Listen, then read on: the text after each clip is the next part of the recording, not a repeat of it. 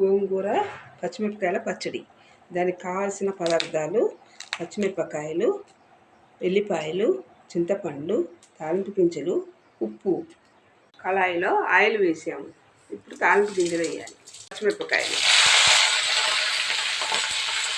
ఉంచుకోవాలి. తర్వాత ఇవన్నీ ఒక గిన్నెలోకి తీసుకోవాలి. కళాయిలో మనం గోంగూర వేయాలి.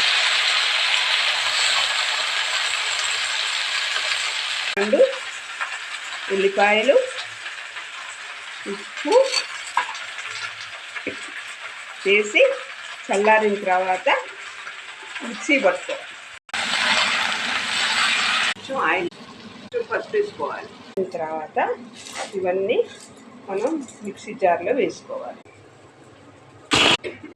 నూరుకున్న పచ్చిమిరపకాయల పేస్టు ఈ గోంగూరలో వేసి రెడీ.